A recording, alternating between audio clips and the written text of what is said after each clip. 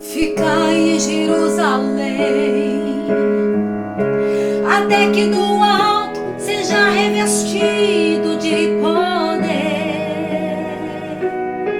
Eu mandarei o Consolador, e quando vier, Ele dará graça e temor.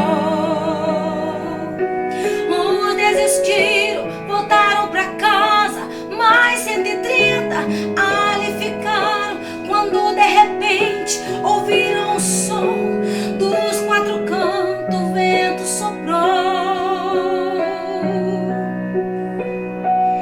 Vem como labareda de fogo, vem como labareda de fogo, e pousa sobre cada um de nós, e pousa sobre cada um de nós. Vem como labareda de fogo, vem como labareda de fogo, e pousa sobre cada um de nós, e pousa sobre cada um de nós.